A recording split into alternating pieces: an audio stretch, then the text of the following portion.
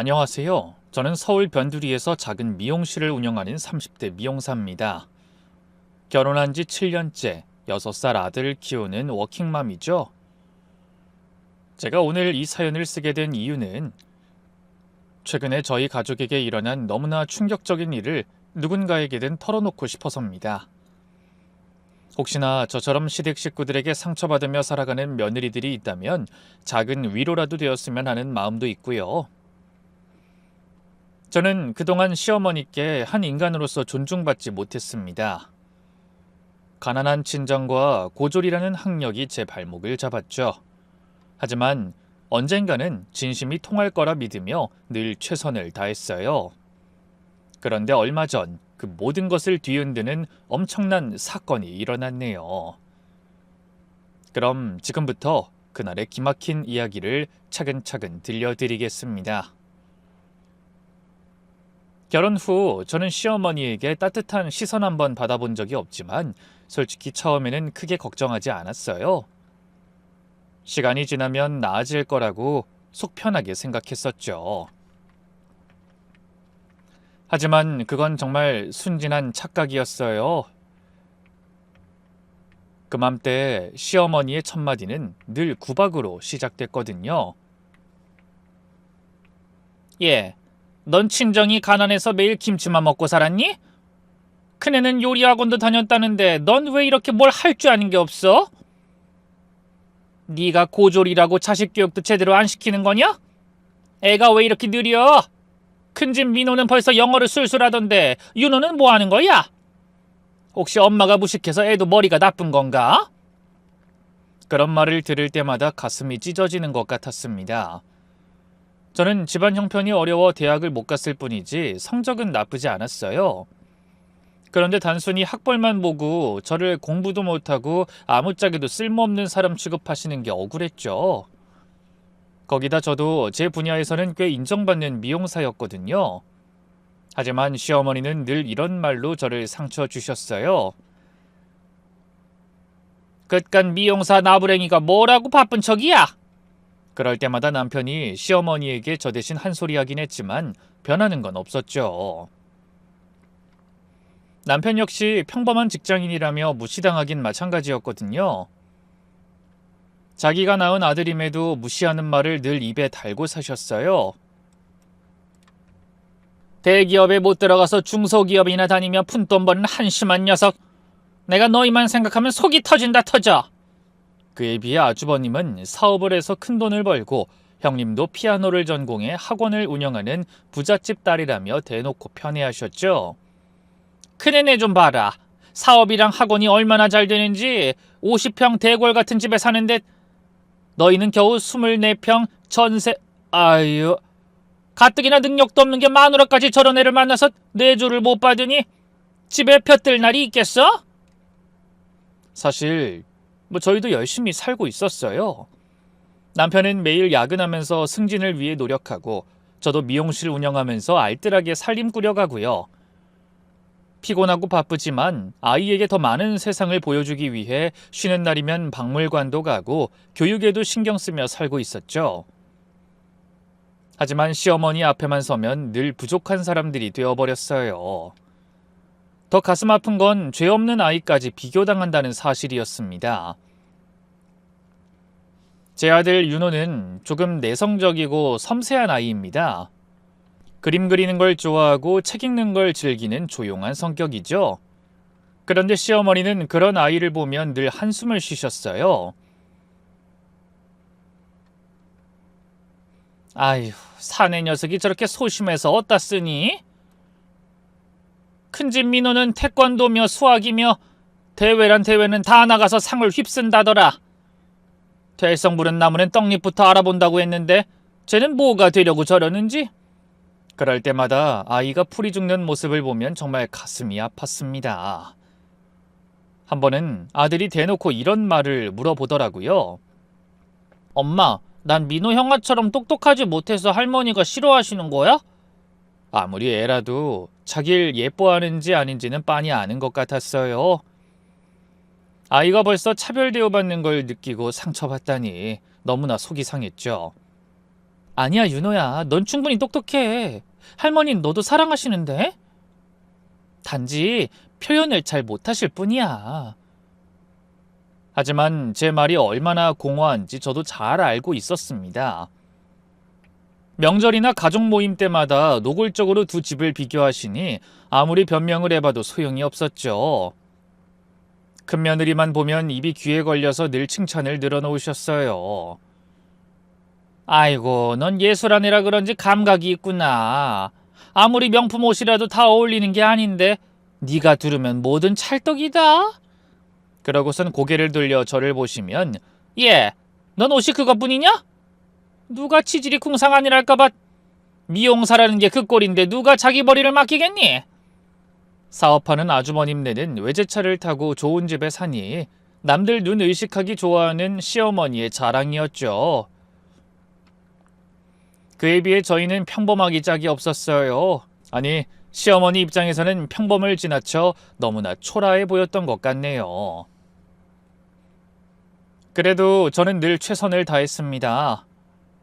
시어머니 생신, 어버이날, 명절 단 하루도 빠뜨리지 않고 찾아가고 정성스럽게 선물을 준비했습니다. 형님네처럼 비싼 선물을 드릴 순 없었지만 마음만은 누구보다 진심이었어요. 그래서 거의 생신 한 달 전부터 어떤 선물을 드릴지 고민했죠. 남편은 그런 저를 안타까운 표정으로 바라보기 일쑤였습니다. 여보, 너무 무리하지 마. 알아주시지도 않는데 왜 그렇게까지 하는 거야? 꼭 알아주지 않으시면 어때? 우리는 우리가 할 도리 하는 거지. 전 정말 그렇게 생각했어요. 어머니가 차별하신다고 저도 똑같이 속 좁게 굴면 안 된다고 생각했죠. 더구나 저도 아이를 낳고 부모가 되니 아무리 겉으론 차갑게 대하셔도 마음은 다르실 거라고 믿었습니다. 그러나 드디어 시어머니의 60대 마지막 생신이 다가왔어요. 저는 늘 그랬던 것처럼 생신 한 달 전부터 선물을 고민했죠. 이번엔 그냥 돈 주고 사는 것 말고 더 의미 있는 뭔가를 해드리고 싶더라고요. 그래서 시어머니가 평소에 좋아하셨던 음식들을 모두 적어두고 하나하나 맛있는 요리법을 찾아보며 연구했습니다. 생신 당일 새벽, 저는 무거운 몸을 일으켜 청과물 시장에 가서 직접 신선한 재료들을 골랐습니다. 갈비도 단골 정육점 사장님께 특별히 부탁해서 최상급 한우로 준비해 팔을 걷어붙이고 음식을 만들었어요. 깔끔하게 핏물을 제거한 고기에 맛깔나게 양념의 갈비찜을 먼저 준비하고 신선한 야채를 듬뿍 넣어 잡채를 만들기 시작했어요. 전도 4가지 이상을 부족하지 않게 부쳐냈습니다. 아들이 냄새에 이끌리듯 부엌으로 들어와 코를 킁킁거리며 말했죠. 엄마, 맛있는 냄새 난다. 갈비찜이랑 잡채도 있네? 이건 동그랑땡 냄새인데? 아들은 신기하리만치 후각에 예민한 아이였어요. 냄새만으로도 포장된 음식을 알아맞히고 남편이 멀리서 걸어와도 그 채취를 느끼기도 했죠. 저는 그런 아들을 보고 웃으며 말했어요. 윤호야, 이건 할머니 생신상에 올릴 음식이야. 냄새 어때? 할머니가 좋아하실 것 같니? 네, 너무너무 좋은 냄새나. 할머니가 이번에는 분명히 맛있다고 해주실 것 같아요. 어린애의 솔직한 말 한마디에 갑자기 울컥했습니다. 아이가 보기에도 어머님이 평소에 제 음식을 마음에 안 들어 하시는 게 보인 것 같더군요. 저는 애써 마음을 다잡고 웃으며 말했네요. 그렇지? 엄마도 이번엔 그래 주실 것 같아. 우리 얼른 예쁜 옷 차려입고 할머니 축하해드리러 가자. 그때 남편이 주방에 들어와 저를 걱정스럽게 바라보며 입을 열었죠. 여보, 잠을 자긴 한 거야? 아니, 어제 하루 종일 일하고 늦게 들어왔는데 새벽부터 너무 무리한 거 아니야? 괜찮아. 매일 있는 일도 아니고 1년에 한 번 있는 생신이잖아. 뭔가 의미 있는 선물을 해드리고 싶어서. 우리 엄마가 제발 당신 정성을 좀 알아주셨으면 좋겠다. 남편의 말에 제가 쓸쓸하게 웃었죠. 말로는 괜찮다고 했지만 저도 사람인지라 매번 고심해서 준비한 선물이 타박을 들을 때마다 섭섭하긴 했어요. 하지만 그때만은 몇 배로 정성을 들인 만큼 싫은 소리는 안 들었으면 좋겠다는 기대가 생기더라고요. 완성된 음식을 정성스럽게 도시락통에 담았습니다. 갈비찜은 국물이 새지 않게 밀폐 용기에 담고 잡채는 참기름을 살짝 덧뿌려 윤기가 나게 했죠. 저는 종류별로 가지런히 담아 보기 좋게 만들었습니다. 미역국은 어머님 댁에서 직접 끓여 내놓는 게 좋을 것 같아 미역과 한우 국거리를 따로 챙겼습니다. 형님네처럼 비싼 명품 선물은 못 해드려도 정성만큼은 뒤지지 않는다는 걸 보여드리고 싶어 세심하게 신경 썼죠. 남편이 차키를 들고 현관에서 절 기다리고 있었어요. 여보, 준비됐어? 응, 다 됐어. 윤호야, 할머니 댁에 가자. 윤호가 이따 생신 축하 노래 불러드려야 하니까 노래 연습하면서 가자. 네, 좋아요. 아들이 신발을 신으며 신나게 대답했어요. 그 해맑은 모습에 저도 모르게 미소가 지어졌습니다. 그러면서 가슴속으로 또 스멀스멀 기대감이 피어올랐네요. 그래, 이번엔 다를 거야. 이렇게 정성껏 준비했는데 어머님도 분명 내 정성을 조금이라도 알아주시겠지? 차를 타고 시댁으로 가는 내내 가슴이 두근거렸습니다. 도시락 가방을 트렁크에 넣지도 않고 마치 보물처럼 가슴에 꼭 안고 갔어요. 혹시라도 예쁘게 담은 음식이 흔들릴까봐 신경이 쓰이더라고요. 남편이 운전하다 슬쩍 절 보더니 손을 잡아줬습니다. 여보, 떨려? 응, 조금. 이번엔 정말 열심히 준비했거든. 그래. 당신이 얼마나 노력했는지 이번엔 아시겠지. 잠시 후 시댁 아파트 주차장에 도착하니 이미 형님네 부부의 외제차가 도착해 있는 게 보였어요. 서둘러 엘리베이터를 타고 올라가면서 저도 모르게 심호흡했습니다. 자꾸 괜한 긴장감이 몰려오더라고요. 띵동. 초인종을 누르자 형님이 문을 열더군요. 아, 동서 왔구나. 그 뒤로 나타난 어머님이 시큰둥한 얼굴로 한마디 하셨습니다. 왔냐? 좀 서둘러 다니라니까 꼭 첫째네가 먼저 와서 기다리게 하니? 오자마자 잔소리가 쏟아졌죠. 죄송해요. 일찍 나선다고 했는데 차가 좀 막혀서. 거실에 들어서니 아주머님과 조카가 소파에 앉아 있었어요. 그때 명품 원피스로 한껏 멋을 낸 형님이 바짝 다가오며 물었죠. 근데 동서, 뭘 이렇게 많이 들고 와? 형님의 시선이 제가 들고 온 도시락 가방에서 멈췄습니다. 아, 이거요? 어머님 생신이라 음식을 좀 준비해 왔어요. 근데 제 말을 들은 시어머니가 인상을 쓰며 말씀하셨어요. 음식? 번거롭기만 한 걸 뭐하러? 일단 그냥 부엌에 갖다 놔라. 그때 제가 하는 일이라면 늘 조롱으로 일관하던 형님이 전에 없이 친절한 말투로 나섰죠. 어머나, 음식을 했어? 난 요즘 학원에 신경 쓰느라 바빠서 음식할 엄두는 내지도 못했는데. 동서가 고생이 정말 많았겠네. 일단 무거우니까 이건 내가 부엌에 갖다 둘게. 아니, 괜찮아요. 제가 가져갈게요, 형님. 꽤 무거울 텐데. 괜찮아. 음식하느라 힘들었을 텐데 어서 들어가서 앉아. 그러더니 제 손에서 도시락을 받아 부엌으로 들어가더군요. 처음 보는 형님의 호의가 조금 당황스러웠어요. 잠시 후 형님이 다시 거실로 돌아와 시어머니에게 명품 브랜드의 쇼핑백을 내밀며 말했습니다. 어머님, 제 선물도 받으세요.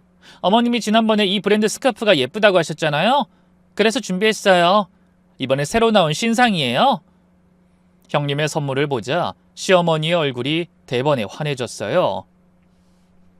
어머나, 그걸 기억하고 있었니? 이게 한두 푼 하는 게 아닌데? 형님이 눈을 빛내며 대답했죠. 네, 어렵게 구한 거예요. 아, 참, 그리고 이것도요. 선물은 그것뿐이 아니었어요. 형님이 자신의 명품백에서 봉투를 하나 꺼냈죠. 두께로 봐서 현금인 것 같더군요. 스카프만 드리기 아쉬워서 용돈도 좀 준비했어요. 300만 원이에요. 맛있는 거 드시고 필요한 거 사세요. 아이고, 역시 우리 큰며느리 이렇게까지 신경을 써주고 정말 고맙다. 시어머니가 기쁨에 겨워 형님을 꼭 안아주셨어요. 그 모습을 보니 착잡했지만 그래도 제가 준비한 음식도 좋아하실 거라고 스스로를 위로했습니다. 그 순간 남편이 나서서 한마디 하더군요. 엄마, 이 사람이 준비한 음식도 좀 드셔보세요. 좋은 재료로 만든다고 새벽부터 잠도 못 자고 새벽 시장까지 다녀오면서 정성을 많이 들였어요. 그 말을 들은 시어머니가 고개를 돌려 저를 바라보며 물으셨죠. 맨날 먹는 음식이 무슨 선물이라고, 그냥 돈 없으면 없다고 하지 생색낼 게 없어서 그깟 음식이 선물이라고 들고 온 거냐?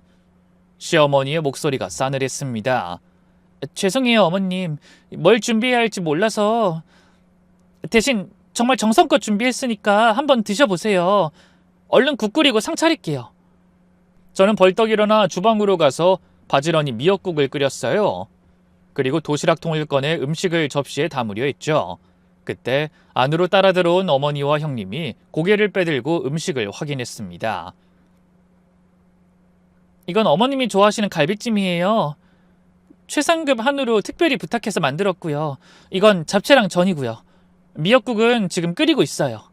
그때 남편이 따라 들어와 잡채가 든 통을 열어 한 젓가락을 들어 올리며 말했죠. 엄마, 이 사람 잡채 잘하는 거 아시죠? 이번엔 진짜 싱싱한 재료들로만 만들어서 더 맛있을 거예요. 한번 드셔보세요.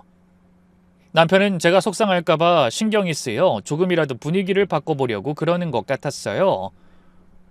하지만 어머님의 반응은 너무나 차가웠습니다. 됐다. 잡채가 다 똑같지. 상 차리면 먹으마. 음식 준비했다고 하길래 뭐 대단한 거라도 만들었는 줄 알았더니 쟤는 할 줄 아는 게 저거밖에 없냐? 생각지 못한 어머님의 반응에 당황한 남편이 더욱 바짝 젓가락을 들이밀며 말했어요. 에이, 엄마가 좋아하시는 거니까 만든 거죠. 그러지 말고 얼른 맛 좀 보세요. 아이, 됐다는데 얘가 왜 이래? 내가 분명히 그랬잖아. 선물 고민되면 그냥 봉투나 달라고. 저는 처음 듣는 말이었어요. 아마 어머니가 남편에게만 하신 말씀이었는데 제가 음식 만든다고 열심히 준비하니 남편이 차마 말을 전하지 못한 것 같더군요. 남편은 얼굴이 붉어지며 난처한 표정으로 다시 어머님 앞으로 바짝 다가섰죠. 그러지 말고 만든 사람 정성을 봐서라도 좀 드셔보세요. 그 순간 시어머니가 신경질적인 말투로 소리쳤습니다. 용돈 달라고 했지 누가 이딴 걸 먹어? 없는 티를 꼭 이렇게 내야 해? 그러더니 화가 있는 대로 난 시어머니가 갑자기 남편이 들고 있던 도시락통을 빼앗아 거칠게 뒤엎으셨어요. 곧이어 도시락통이 떨어지는 소리와 함께 제가 정성껏 만든 잡채가 바닥으로 쏟아졌습니다. 그 광경을 보니 무릎에 힘이 풀리더군요. 새벽부터 일어나 정성 들여 볶은 잡채가 바닥에 널브러진 모습이 마치 갈 곳 잃은 제 마음 같았어요. 결국 남편이 참다 못해 소리쳤습니다. 어머니, 너무하신 거 아니에요? 하지만 시어머니는 들은 척도 하지 않으셨죠. 너도 조용히 해! 뭘 잘했다고 큰 소리야?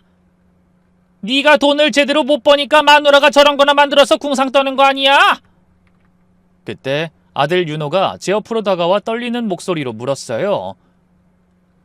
엄마, 할머니가 왜 음식을 버린 거야? 엄마가 할머니 드시라고 열심히 만든 건데.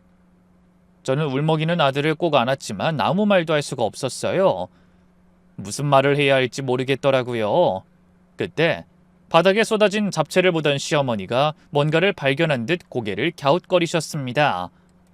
아니 잠깐, 이게 뭐냐? 시어머니의 말씀에 모두의 시선이 바닥으로 향했어요. 저도 눈물을 닦고 자세히 보니 잡채 사이사이에 정체 모를 가루 같은 게 보이더군요. 당면과 야채 사이에 고르지 않게 흩어져 있는 옅은 색 가루.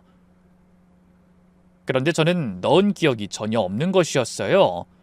시어머니가 화난 표정 그대로 고개를 돌려 이번엔 저에게 물으셨죠. 이게 뭐냐? 너 잡채에 무슨 가루를 넣은 거야? 당황해서 저도 모르게 말을 더듬었습니다. 네? 저도 모르겠어요. 제가 저런 걸 넣은 기억이 없는데. 정말로 제가 잡채를 만들 땐 그런 가루 같은 건 전혀 사용하지 않았거든요. 잡채에는 당면, 시금치, 버섯, 당근, 양파, 그리고 간장 양념만 들어갔을 뿐이었어요. 남편도 이상하다는 듯 무릎을 꿇고 가루를 자세히 살펴봤습니다. 이상하네. 이 사람은 평소에 요리할 때 이런 가루는 안 썼는데? 그때 아들이 바닥에 코를 대고 살펴보더니 작은 목소리로 말했습니다. 엄마, 이거 땅콩 냄새 같아요. 그 말의 순간 거실이 조용해졌고 시어머니의 얼굴이 순식간에 사색이 되었어요. 뭐야? 땅콩? 기겁한 시어머니를 보며 남편이 손가락으로 바닥에 떨어진 가루를 조금 찍어 올렸죠. 그러고는 조심스럽게 냄새를 맡다 깜짝 놀랐습니다. 이거 정말 땅콩가루 아니야? 그 말에 시어머니의 눈이 공포로 가득 찼고 입술은 파르르 떨렸습니다. 네? 땅콩가루요? 형님이 믿을 수 없다는 표정으로 되물었죠. 네, 분명히 땅콩가루 같은데 이게 왜... 그 순간 시어머니는 거의 공황 상태에 빠진 것 같았습니다. 그럴만도 했죠. 어머니는 그야말로 심각한 땅콩 알레르기가 있으셨으니까요. 물론 그건 온 가족이 다 아는 사실이었습니다.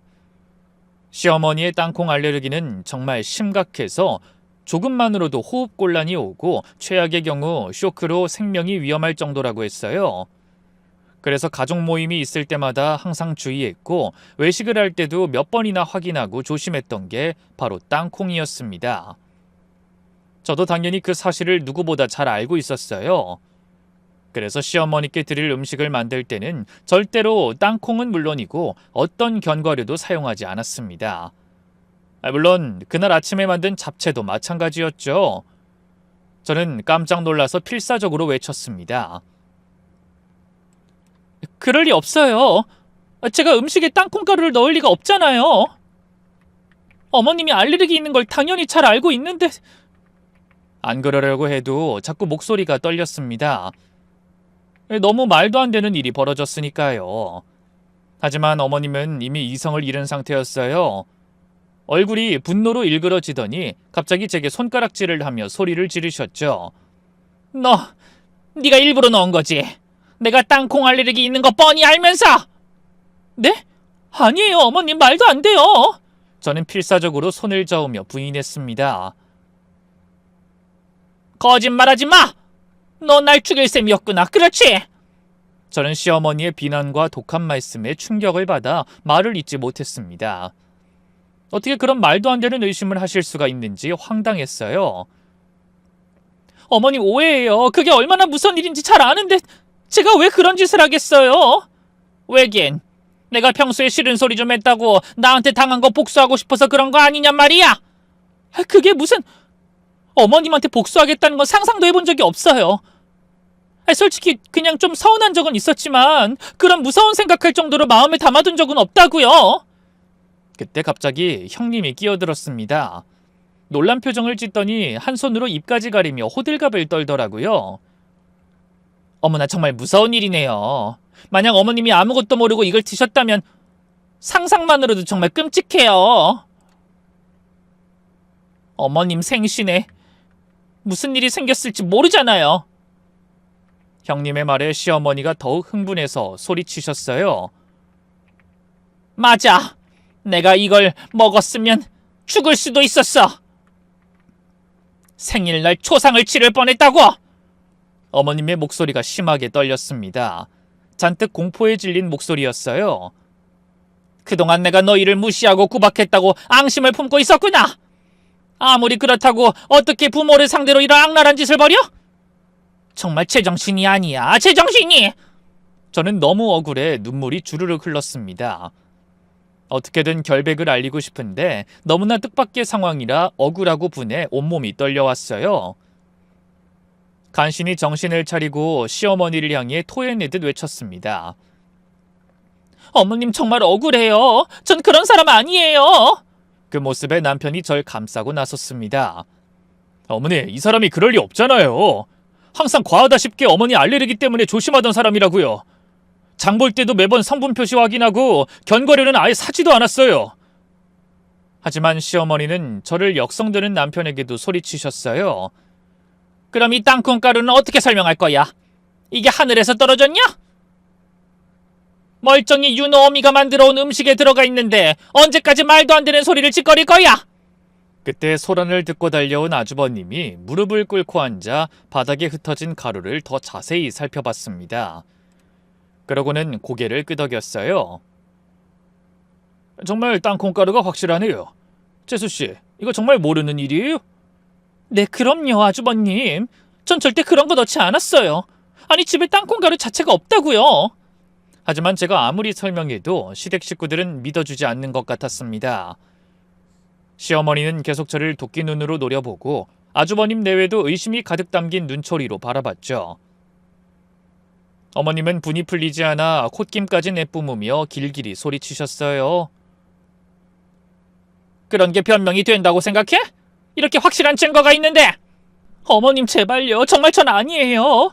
음식이 바뀐 것도 아니고 분명히 제가 만든 게 맞는데 이게 무슨 일인지 저도 영문을 모르겠어요. 어디다 하소연하고 싶을 만큼 너무나 억울했습니다. 그때 형님이 다시 한번 갈등에 불을 지폈어요. 근데 동서, 앞뒤가 안 맞긴 하잖아. 저 잡채는 동서가 한 게 틀림없는데 동서가 넣지 않았다면 대체 어떻게 땅콩가루가 들어갔다는 거야? 더구나 어머님한테 정말 치명적인 건데. 그 말이 저를 더 궁지로 몰아넣는 것 같았어요. 아주머님도 그런 상황에 한몫했죠. 그러니까 실수로 들어갔다고 하기엔 너무 말이 안 되는 상황인데? 아주머님의 말씀에 가슴만 더 답답해졌습니다. 저 좀 믿어주세요. 전 정말 모르는 일이라고요. 그때 아들이 잔뜩 겁에 질려 제 다리를 꼭 껴안았습니다. 엄마 무서워. 다들 왜 그러시는 거야? 괜찮아, 윤호야. 아무것도 아니야. 뭔가 오해를 하신 것 같은데 곧 다 밝혀질 거야. 걱정하지 마. 저는 아들을 안아 달랬지만 제 마음도 무너져 내리긴 마찬가지였어요. 새벽부터 일어나 정성을 다해 만든 음식들이 삽시간에 시어머니를 해코지하기 위한 독약 취급을 받는 상황이 어이가 없었습니다. 그 순간 시어머니가 갑자기 휴대폰을 꺼내 들었고 남편이 놀라서 물었어요. 어머니, 어디 전화하시려고요? 당연히 경찰에 신고해야지. 버젓이 나를 죽이려고 하는 사람이 있는데. 네? 아니 어머니 왜 이러세요? 이 사람 아니라고 하잖아요. 아무것도 밝혀진 게 없는데. 남편이 뜯어 말렸지만 시어머니는 이미 신고 버튼을 누르고 있었습니다. 여보세요? 경찰이죠? 살인미수로 신고하려고 하는데요. 저는 귀를 의심했습니다. 살인미수라니? 말도 안 되는 얘기에 손이 다 떨려왔어요. 네, 주소는... 네, 며느리가 절 죽이려고 음식에 독을 넣었어요. 제가 심각한 알레르기가 있는 땅콩가루를 몰래 넣었더라고요. 땅콩은 저한테 독이나 마찬가지예요. 시어머니가 전화로 설명하는 소리를 들으며 저는 다리에 힘이 풀려 그만 그 자리에 주저앉고 말았습니다. 남편이 놀라서 다급하게 절 부축했죠. 여보 괜찮아? 일어나봐.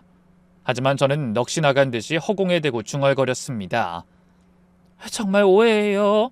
전 그런 짓 한 적이 없다고요. 아무리 얘기해도 어머니는 제 말을 들어주지 않았어요. 덩달아 아주버님과 형님도 저를 이상한 눈초리로 보는 것 같았죠. 형님은 이 상황이 끝나길 바라지 않는지 자꾸만 더 시어머니를 자극할 소리를 해대더라고요. 어머님이 이 잡채를 드시지 않은 게 얼마나 다행이에요. 만약 한 입이라도 드셨다면 아우 정말 생각만 해도 끔찍하네요. 그러게 아찔하다 진짜. 아주머님도 고개를 저으며 말했습니다. 잠시 후 경찰관 2명이 도착해 집으로 들어오며 말했어요. 신고하신 분이 누구시죠? 그 말에 시어머니가 용수철처럼 뛰어나가며 소리치셨죠. 저예요, 저! 여기 이 애가 절 죽이려고 했어요! 시어머니가 도끼 눈으로 절 바라보며 손가락질하셨어요. 경찰관들은 상황을 파악하려는 듯 주변을 둘러봤습니다.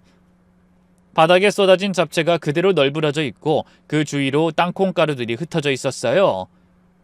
이게 전화로 말씀하셨던 문제의 그 음식인가요? 네, 맞습니다. 저 가루가 바로 땅콩가루예요. 저는 심각한 땅콩 알레르기가 있는데 며느리가 그걸 뻔히 알면서 일부러 넣은 거예요. 시어머니가 흥분해서 입에 거품을 물며 설명하자 경찰관이 절 바라봤습니다. 이분이 며느리신가요? 저는 떨리는 목소리로 대답했습니다. 네, 맞습니다. 저예요. 음식은 본인이 만드신 게 맞나요? 네, 제가 만들었어요. 하지만 땅콩가루는 절대 넣지 않았어요.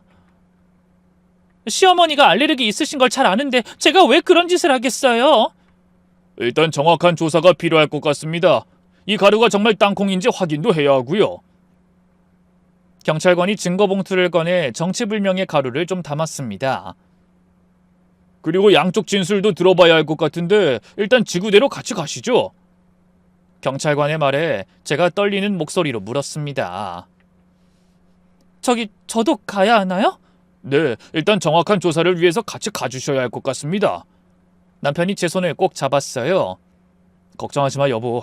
내가 같이 갈게. 잘못한 게 없으니 가서 조사받으면 오히려 어떻게 된 건지 알 수 있어서 마음이 편해질 거야. 하지만 전 무서웠습니다. 제가 하지도 않은 일로 생전 인연 없을 줄 알았던 경찰서까지 가고 거기다 조사까지 받게 된다니 너무나 억울하고 참담했어요. 그런 제 마음은 아랑곳 없이 시어머니는 경찰서에 가자는 말을 듣더니 더욱 목소리를 높여 소리치셨습니다. 둘째 며느리는 항상 저한테 불만이 많았어요. 평소에 제가 구박한다고 양심을 품고 있었거든요. 그래서 이런 방법으로 복수하려고 한 거라고요. 빨리 조사해서 죗값을 치르게 해야 해요. 경찰관은 흥분한 시어머니를 달래듯이 말했습니다. 네, 알겠습니다. 진정하시고 일단 지구대로 가시면 차근차근 조사해 보겠습니다. 하마터면 제가 그 음식을 먹을 뻔했는데 어떻게 진정할 수 있겠어요? 다른 사람도 아닌 가족이 제 목숨을 노린다고 생각하면 얼마나 소름이 끼치는 줄 아세요? 그리고 이렇게 빼도 막도 못할 증거가 있는데 무슨 조사를 더 한다는 거예요? 저 애가 해온 음식에 누가 봐도 확실한 땅콩가루가 들어가 있다고요? 그런 상황을 지켜보는 저는 억울함에 눈물만 흘렸습니다. 어떻게 이런 일이 일어날 수 있는지 그냥 긴 악몽을 꾸는 것 같았어요. 그런데 경찰관이 저희를 지구대로 데려가려고 준비하는 그 순간에 생각지도 못한 일이 일어났습니다. 아들이 갑자기 제 손을 놓고 앞으로 나서더라고요. 경찰 아저씨, 잠깐만요. 6살 아이의 목소리에 모두가 놀랐고 남편도 깜짝 놀라 그런 아들을 불렀네요. 윤호야, 뭐하니? 이리로 와. 하지만 아들은 고개를 저으며 말했죠. 저기 큰엄마 손에서 땅콩 냄새가 나요. 아까부터 계속 났어요. 순간 거실이 조용해졌습니다. 모두가 어리둥절한 표정으로 제 아들을 바라봤어요. 자신에게 사람들의 시선이 쏟아지자 형님이 당황한 듯 어색하게 웃으며 말했습니다. 뭐? 윤호야, 그게 무슨 소리야? 큰엄마한테 왜 땅콩 냄새가 나? 어린애가 어른들 말씀하시는데 함부로 나서면 안 돼. 경찰 아저씨가 이놈 하신다? 아주머님도 제 아들을 바라보고 어이없다는 듯 웃으며 말했죠. 얘가 뭔 헛소리를. 긴장해서 그런가 보네요. 하지만 아들은 계속 고집을 부렸어요. 정말이에요. 큰엄마한테서 아까부터 땅콩 냄새가 났다고요. 진짠데. 아들의 말에 형님이 눈을 부라리며 성질을 부렸죠. 야, 이 녀석이 혼나봐야 정신 차릴 거야? 근데 제 남편이 갑자기 형님을 막아서고 나섰어요. 잠깐만요. 원래 저희 아이가 후각이 상당히 예민한 아이입니다. 어릴 때부터 냄새를 정말 잘 맡았거든요. 남편이 경찰관을 바라보며 자신만만한 표정으로 말을 이어갔습니다. 형수님 손에서 땅콩 냄새가 난다고 하니 한번 확인해봤으면 좋겠어요. 그때 남편이 직감적으로 뭔가 이상함을 느낀 듯 했습니다. 평소 조용하던 사람의 눈빛이 날카롭게 변했더라고요. 아주버님은 그런 남편을 바라보며 벼랑간 언성을 높였죠. 야, 지금 이렇게 심각한 상황에 고작 어린애 말 한마디로 뭘 확인하겠다는 거야? 음식을 만들어 온 건 너인데 상관도 없는 형수는 왜 물고 늘어져? 하지만 남편은 뜻을 굽히지 않았어요. 그러니까 형수님이 이 일에 상관없으면 확인하지 못할 이유가 없잖아. 형수님, 주머니랑 가방 좀 보여주실 수 있어요? 그러자 형님이 화들짝 놀라며 갑자기 명품 가방을 자신의 몸 뒤로 숨겼습니다. 어머, 서방님, 그게 무슨 말씀이세요? 저는 저 음식을 여기 와서 처음 봤는데. 윤호가 아무리 개코라고 해도 그런 말도 안 되는 말을 듣고 지금 제 가방 검사라도 하시겠다는 거예요? 그런데 아무리 봐도 형님의 반응이 너무 과한 것 같았어요. 평소에 여유롭고 도도하던 모습은 온데간데 없이 낯빛까지 변하며 초조해하더라고요. 남편은 그때를 놓치지 않고 더욱 형님을 압박했어요. 그냥 확인만 해보자는 건데 왜 그러세요? 형수님 말대로 어린애가 한 마리일 뿐인데 왜 그렇게 펄쩍 뛰시는 건데요? 가방 안에 저희가 보면 안 되는 물건이라도 들었어요? 어머, 말도 안 돼. 그런 게 어딨어요?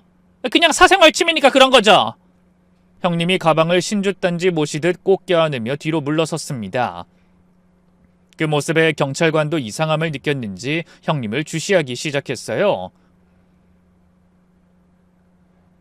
잠시만요. 확인 한번 해보는 건 별 문제가 아닐 것 같은데요. 가방 좀 보여주시겠어요? 네? 아니 이게 무슨... 저는 엄연한 제 3자라고요. 왜 갑자기 저를 의심하시는 거죠? 형님의 목소리가 점점 커지고 얼굴도 빨개졌습니다. 하지만 경찰관은 조금도 흔들림 없이 단호하게 말했어요. 의심한다고 한 적 없습니다. 그저 현장 확인 차원에서 본다고 한 것뿐입니다.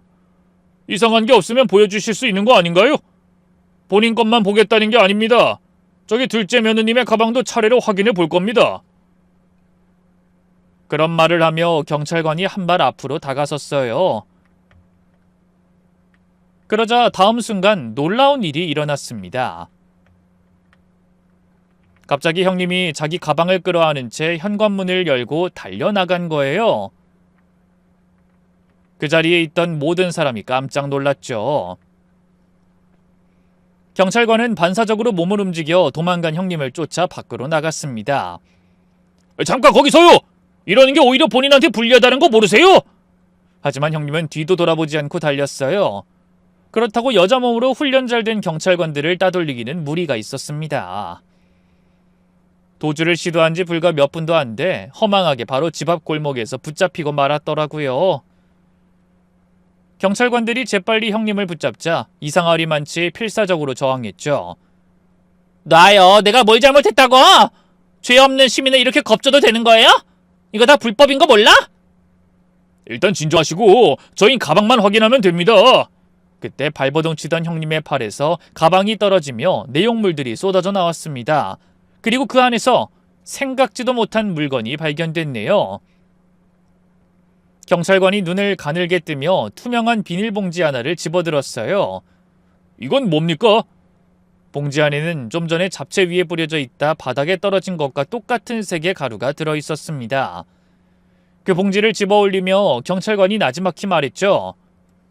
땅콩가루 맞죠?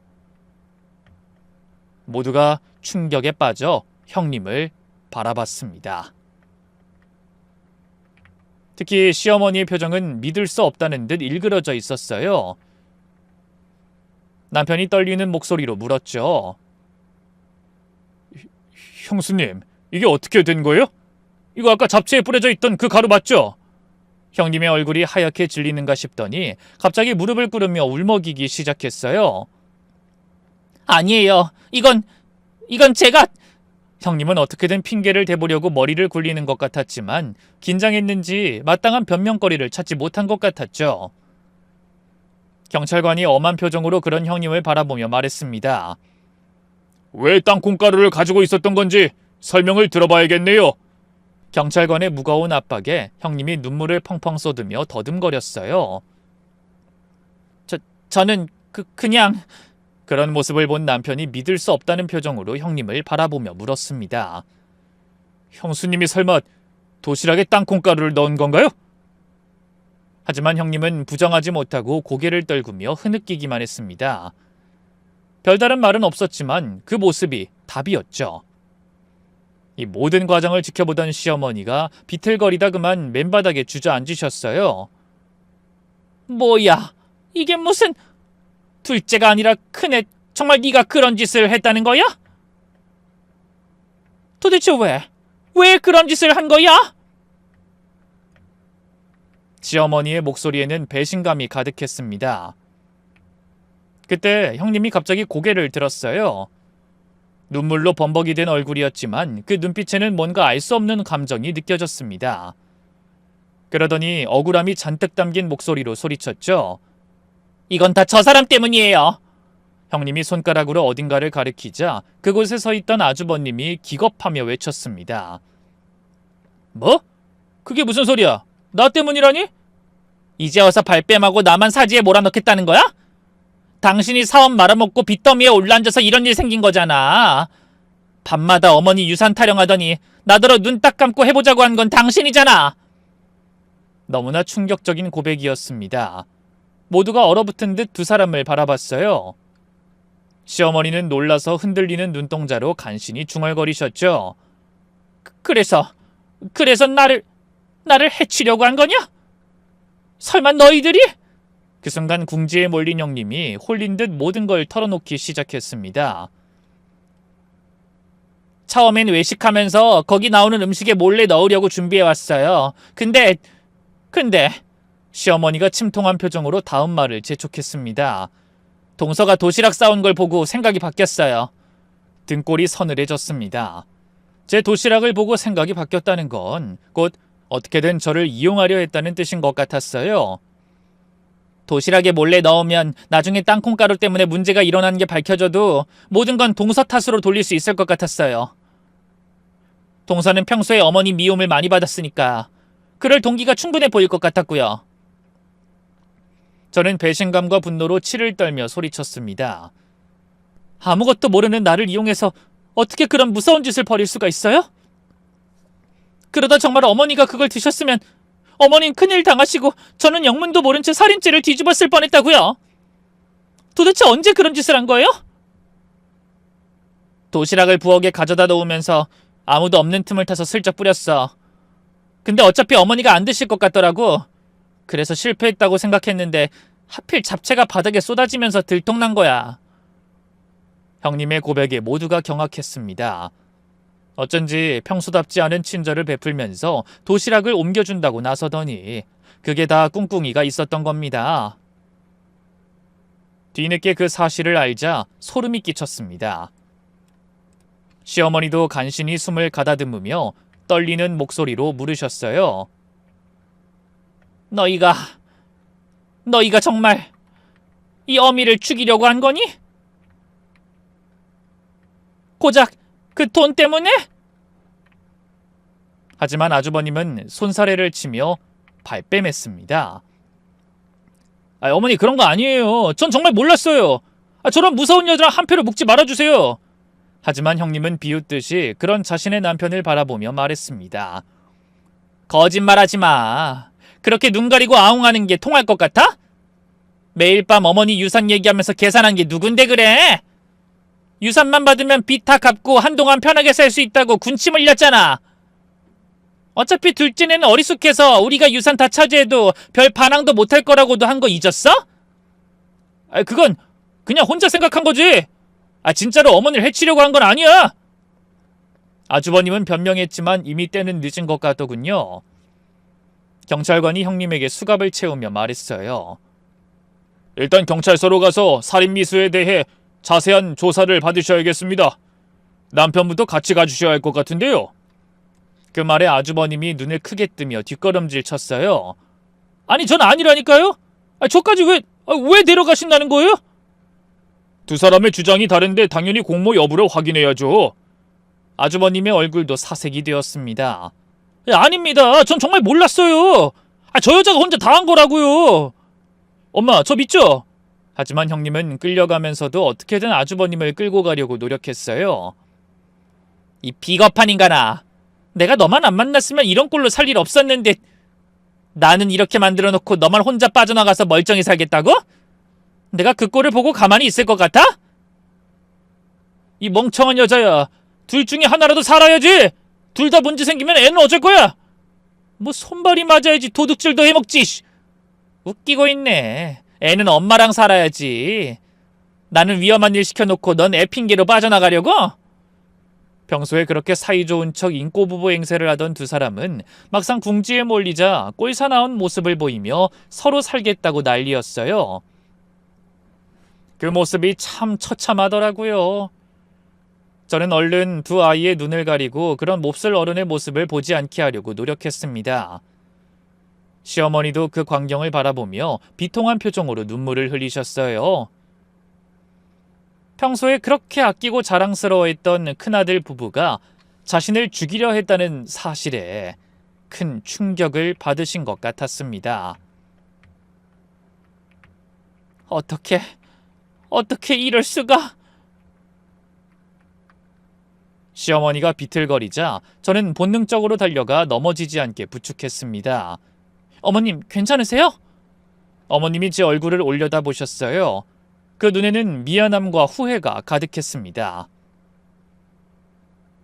둘째야, 내가 너한테 정말 할 말이 없다. 그때 경찰관들이 형님 내외를 데려가려고 하자 아주버님이 마지막으로 발악하며 시어머니에게 매달렸습니다. 어머니, 전 정말 몰랐어요. 정말이에요. 저까지 끌려가면 애는 누가 키워요? 제발 저는 결백하다고 증언 좀 해주세요. 하지만 시어머니는 고개를 돌리셨어요. 더 이상 큰아들의 얼굴도 보고 싶지도 않으신 것 같았죠.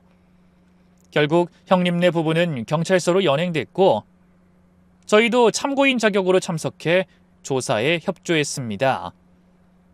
저는 억울한 누명을 벗었지만 전혀 기쁘지 않았어요. 오히려 더 마음이 무거워졌죠. 시댁에 돌아오니 아들이 달려와 안기며 물었습니다. 엄마, 이제 괜찮아? 응, 우리 아들 덕분에 엄마가 억울한 누명을 벗었어. 고마워. 저는 아들을 꼭 안아줬습니다.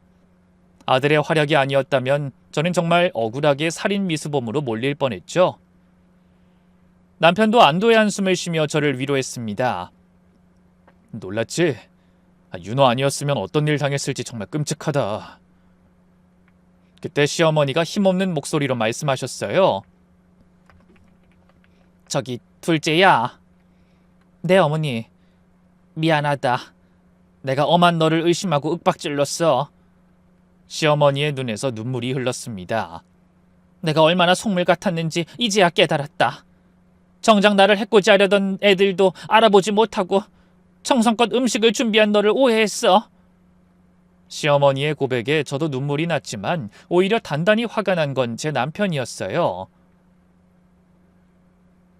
그것 보세요. 윤호 엄마는 그런 짓 할 사람 아니라고 했잖아요.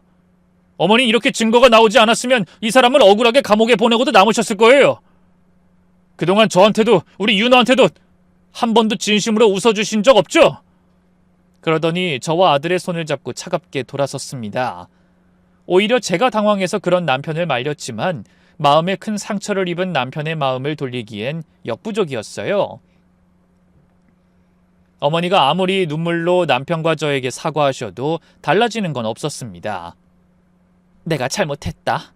윤호한테도 그동안 할미가 너무 무심했지. 너희들한테도 못되게 굴어서 내가 벌을 받았나 보다. 하지만 남편은 조금도 태도를 바꾸지 않았죠. 아무리 그러셔도 소용없어요. 제가 그동안 그렇게 구박을 받아도 꾸역꾸역 참으면서 어머니를 찾아온 건 그게 진심은 아니실 거라고 생각해서였어요. 근데 오늘 엄마가 이 사람한테 하시는 걸 보고 깨달았어요. 잠도 못 자고 힘들게 음식해온 사람의 진심은 철저하게 무시하고 겉으로 번지르르하게 잘해주는 자식만 위하는 어머니. 저도 이제 포기하겠습니다. 뭐? 그게 무슨 소리냐? 어미를 포기하다니. 어머니는 오늘 큰아들만 잃은 게 아니라 둘째 아들도 잃으신 겁니다. 다시는 저희 볼 생각하지 않으셨으면 좋겠네요. 아니 둘째야, 제발 이러지 마라. 내가 오늘 얼마나 충격을 받았을지 잘 알면서 어떻게 이럴 수가 있니?